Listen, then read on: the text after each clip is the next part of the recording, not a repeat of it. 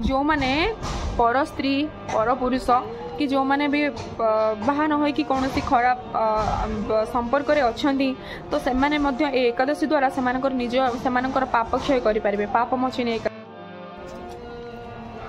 हरे कृष्ण दंडवत प्रणाम समस्त को। तो काली जेहेतु पाप मोचिनी एकादशी अच्छी तो मुझे भाविली आपण मानक पई पाप मोचिनी एकादशी व्रत कथार नहीं आसबि तार कौन पे पाप मोचिनी एकादशी पालन करा जाए कहीं तार रहस्य कौन सबू एकादशी कुछ ना कि रहस्य अच्छी। तो चलते स्टार्ट करदे है just avoid the background voice and background location because of मो पाखे किसी सेमती नहीं प्रॉपर मो सेटअप। तो ये बाहर करुँची से पार्क रे पिला माने खेलुछंती एठी से माने काम करछंती से पुओ माने। Okay let it just focus on my words what I am saying. Okay पाप मोचिनी एकादशी युधिष्ठिर महाराज श्रीकृष्ण को कहले युधिष्ठिर सबू माने श्रीकृष्ण को ही क्वेश्चन पचारती एकादशी विषय कहले हे प्रभु चैत्र मास स्टार्ट हो गलानी आज भी बो कहते शाशुमा चैत्र मास कृष्ण पक्ष एकादशी कि नाम प्रसिद्धा लगिला एकादशी माने से जड़े माँ एकादशी होती माँ माने स्त्रीलिंग एकादशी व्रत ताहा वर्णना करंतु। श्रीकृष्ण कहले हे महाराज तुम निकट में पापनाशक एकादशी उपाख्यान मु वर्णना करुछि श्रवण कर। राज चक्रवर्ती मांधाता लमस मुनि को यही एकादशी कथा जिज्ञासा करथिले कि राज चक्रवर्ती मांधाता लमस मुनि को यह विषय कहिथिले से जहा कहिथिले मु ताहा ही कहूछि हैला। मांधाता राजा कहले हे महामुनि मांधाता राजा कहले हे महामुनि लोक मानकर हित कामनार्थे आपणक निकटरू चैत्र मासर कृष्ण पक्ष एकादशीर विवरणी श्रवण करने को इच्छा करुछि। एही एकादशीर नाम कौन पालनर विधि कौन एवं फल मध्य कौन अनुग्रह पूर्वक ताहा वर्णना करंतु। एहार उत्तर रे लोमस मुनि कहले हे महाराज एही एकादशीर नाम पाप मोचिनी एकादशी एहा कामदा और सर्वसिद्धि प्रदा एही व्रतर शुभप्रद और पापनाशक विचित्र उपाख्यान तुम निकट में मु वर्णना करुछि। पूर्व काल रे अप्सरा गणक सहित चैत्ररथ नामक देवोद्यान रे बसंत काल रे भ्रमणगण मधुपान निमित्त गुणुगुणु शब्द करुथिले बुझिपारे ना। चैत्ररथ नामक देवोद्यान रे उद्यान थिला ता ना कोन थिला चैत्ररथ सेठी अप्सरा माने कोन करथिले रे मधुपान करबा निमित्त गुणुगुणु शब्द करथिले भ्रमण करथिले अप्सरागण। गंधर्व कन्यागण वाद्य वादनकारी किन्नरादि मानक सहित गीत वाद्य आनंद उपभोग करुथिले सेठी चली आनंद उपभोग करथिले। देवता मानक सहित स्वर्गर राजा इंद्र सही वन में क्रीड़ा करुथिले किए करुथिले देवता मानक सहित स्वर्गर राजा इंद्र सेठी कोन करथिले खेलुथिले क्रीड़ा करथिले। सेठारे मुनिगण मध्य बहुत काल पर्यंत तपस्या करथाने सेठारे मुनिगण भी मध्य तपस्या करथिले। सेठारे माधवी नामक एक ब्रह्मचारी ऋषि को मंजुजसा नामक एक विख्यात अप्सरा वशीभूत करने निमित्त चेष्टा करने को लगिला कौन है ना माधवी नामक एक ब्रह्मचारी ऋषि को किए माने मंजुजसा नामक एक विख्यात अप्सरा से कौन से ऋषि को वशीभूत करने लगिला।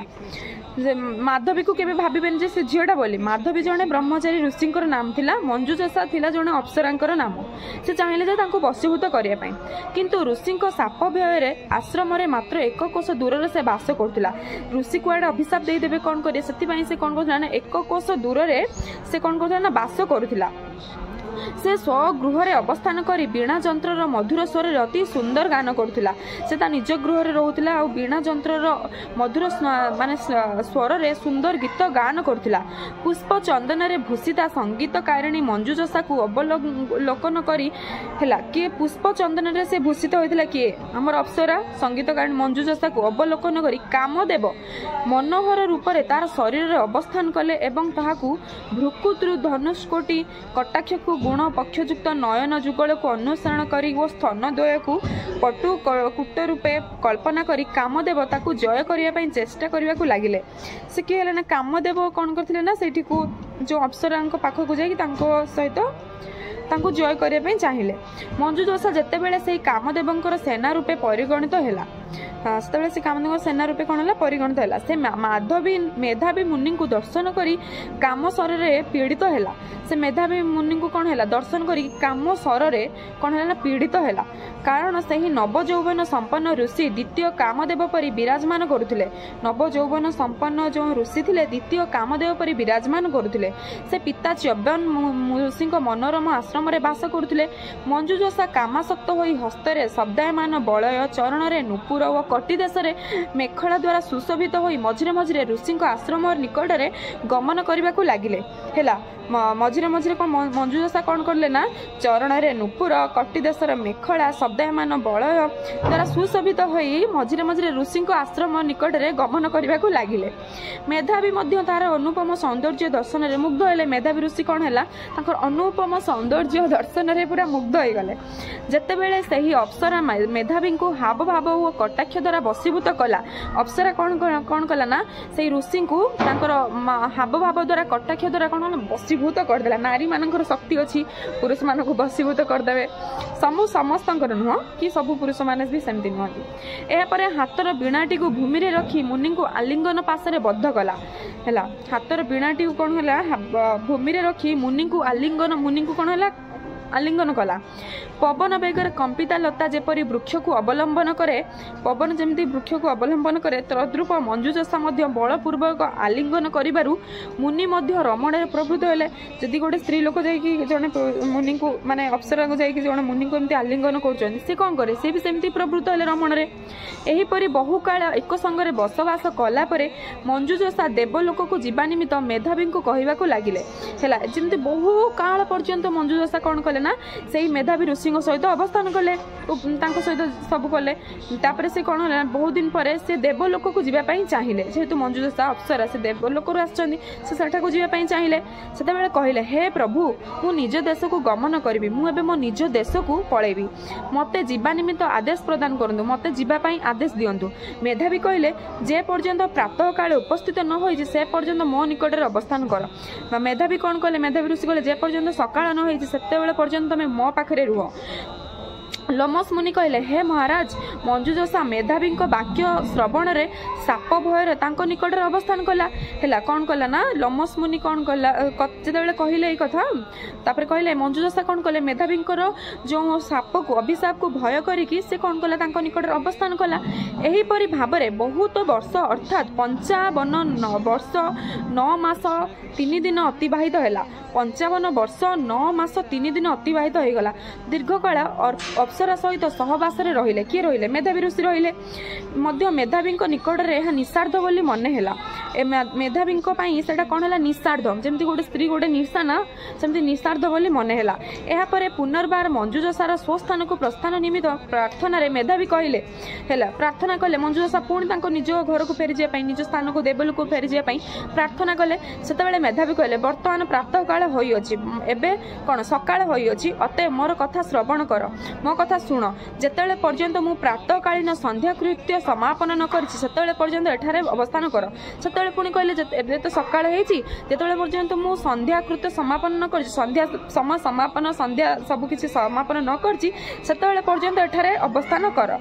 मुनि वाक्य शुणी श्रवण करी ईषद हास्य सहित मंजुषा तांको कहले हे निष्पाप मुनिवर, माने हसिकी मंजुषा कहले हे निष्पाप मुनिवर मो सहित सहवास रे जे आपणकर केते समय गत हो जाइछि ताहा थरे विचार करी देखंतु।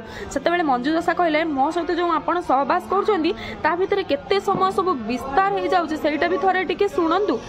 ताहांक कथा सुनिया परे मुनिगत होइथिबा समय परिमाण चिंता करी देखिले जे जसित सांगरे तांकर 56 वर्ष अतीत हो जाइछि। सेतेबेले मेधावी ऋषि जेतेबेले देखिले सेतेबेले देखला लोक 56 वर्ष तांकर कोन हो जाइछि ना अतीत हो जाइछि। वर्तमान से क्रोधरे मंजुषा प्रति अग्निमूर्ति धारण कले। से पूरा रागी गले माने किए रागी गले मेधावी ऋषि रागी गले एते वर्ष अतिबाहित कर सारलेनी अग्निमूर्ति धारण कले। से ताकू काल रूपा तपस्यार क्षयकारिणी क्या से ताकू काल रूपा तपस्यार क्षयकारिणी अवगत होई कंपित कंठरे ताकू कहबाकू लागिले हे पापिष्ठा तुमको धिक दुराचारिणी कूलटा पातक प्रिया तू पिशाची हो जा ताकू अभिशाप देले कौन कहले हे पापिष्ठा तुमको धिक दुराचारिणी कूलटा पातक प्रिया तू पिशाची हो जा तो ताकू पिशाची हो जा बोली कहले यह कही साप प्रदान कले किए साप अभिशाप देले मुनि ऋषि देले मेधावी मुनि ऋषि देले मेधावी सापरे ताहार शरीर तत्क्षणात विरूप प्राप्त हो गला मेधावी अभिशाप रे मंजुषा अप्सरा शरीर कौन है विरूप हो गला है से अवनत मस्तक प्रणाम पूर्वक साप मोचन उपाय जिज्ञासा कले से केमिति माने एते बड़ अभिशाप केमिति मुक्ति पाइबे सेटा से जिज्ञासा कले जानिबा को चेष्टा कले मेधावी कहले हे सुंदरी मेधावी ऋषि कहले हे सुंदरी तुम सहित दीर्घ दिन अवस्थान में मोर महा तपस्यार फल नष्ट हो जाइछि तुम सहित जो एते दिन मु रहिली मोर महा तपस्यार फल कौन है नष्ट हो जाइछि चैत्र मासर कृष्ण पक्ष पापमोचनी नामक सर्व पाप क्षयकारिणी जो एकादशी अच्छी चैत्र मास माने एबे जो चैत्र मास चली पापमोचनी माने कालीर नामक सर्व पाप क्षयकारिणी सबू पापर से नष्ट क्षय करदेवे एकादशी अच्छी से ही व्रत फल तुमर पिशाचित्व दूर हम तुम जो पिशाचित्व पाइल जो माने अभिशापटा पाइल पिशाचिनी सेटा तुम दूर हो एक कही मेधावी पिता आश्रम को गमन करी पिता कहले हे पिता मेधावी कौन निज पिता आश्रम को पड़े सारे कहले हे पिता अप्सरा सहित संग दोषर मु महापाप करी अप्सरा सहित जेहेतु संग दोष कली मु बहुत बड़ महापाप करी यार प्रायश्चित कौन मते कहतु ताहा कृपा पूर्वक मते कहतु यार उत्तर में च्यवन मुनि कौन कहले चैत्र मासर कृष्ण पक्ष पापमोचनी एकादशी व्रत प्रभाव में तुमर पाप दूरीभूत हेब लमस मुनि कहले पितृवाक्य श्रवण करी मेधावी से व्रत भक्तिर सहित पालन करिबारु ताहांकर समस्त पाप नष्ट हो गला देखो सी जड़े अप्सरा सहित एत दिन रहा 56 वर्ष रहा गोटे एकादशी पापमोचनी एकादशी चैत्र मासरे जे पालन कला तांकर सबु पाप क्षय हो गला आपण माने जानि पारुछन्ती जो विद्रुत है पुनर्बार से तपस्यार फल लाभ कले से तपस्यार फल से लाभ कले मंजुषा से व्रत आचरण फल पिशाचित्व नाश होगा पर दिव्य रूप धारण कर स्वर्ग को गमन कला सी भी कौन है ना से माने तार जो पिशाचित्व पाई से तार नाश होला से भी स्वर्ग को गमन कला हे महाराज है जो मैंने पाप मोचनी एकादशी पालन करती से जेकोसी पाप उपस्थित होना कहीं पूर्व जन्मर संचित समस्त पाप क्षय प्राप्त हुए आपण मैंने जो मैंने ए जन्म किसी नारी कि पुरुष अलग कौ पुरुष कि नारी सहित किसी खराब संपर्क में अच्छा स्टिल नाओ कि जो मैंने भी बर्तमान अनमेरिड झील कि पुओ सेमती अच्छा जब चाहूँ किसी पाप नष्ट करने किसी भगवान पुण्य फल पाइबा ताहले काली जो पाप मोचनी एकादशी आपण मैंने करेंगे से जेकोसी पाप उपस्थित होना कहीं पूर्व जन्मर संचित पाप होना कहीं पूर्व जन्म करथिबा पाप भी होना कहीं क्षय प्राप्त हेब एही व्रत कथा पठन जे पढ़िब और श्रवण द्वारा सहस्र गोदानर फल पाइब सहस्र गोदानर फल पाई थाए ब्रह्म हत्याकारी जो माने ब्रह्म हत्या करछन्ती असीरित परिमाणर सुवर्ण हरणकारी जो माने सुना को हरण करछन्ती मद्यपान जो माने करछन्ती मद्यपान और विमाता गमनकारी प्रभृति पापी माने एही व्रत पालनर प्रभाव में से पाप राशि मुक्ति होइथांती तो आपण माने काली पापमोचनी एकादशी बहुत भल भाव में पालन करंतु एटा केबे पडुची माने काली पड़ुची काली 26 तारीख रे पड़ुची बुधवार रे तो आपण मानक समस्त पापमोचनी एकादशी बहुत सारा अभिनंदन और शुभेच्छा। हरे कृष्ण। एकादशी महामहोत्सव की जय, एकादशी महाव्रत की जय, पापमोचनी एकादशी की जय। आपण माने समस्त एकादशी व्रत निष्ठार सहित पालन करूँ कहीं एकादशी ही गोटे व्रत जी कि आमको कृष्णकर बहुत पाखक नहीं जाऊ आमर जन्म जन्मांतर अर्जित पापरू आमको मुक्ति देकी भगवान को पाखक से आमको गोटे नबार रास्ता देखो। आ एकादशी हूँ माधव तिथि माधवकर कृष्णकर एकादशी बहुत प्रिय। आ एकादशी जो मैंने न कर बहुत बहुत पाप बहुत बहुत कष्ट बहुत बहुत जन्म जन्मर पीड़ा से मैंने पाउचंदी। तो एकादशी व्रत समस्ते करंतु भक्ति बढ़ातु भगवान द्वार खोली जीवन में आम बंचवा कि मरवा जना ना। एकादशी व्रत जब आमको एत सारा बेनिफिट दौर एत सारा फायदा दौर धार्मिक ये आमको आगौच ताल आम कहीं करवानी। समस्त एकादशी बहुत सारा अभिनंदन और शुभेच्छा। हरे कृष्ण हरि बोल।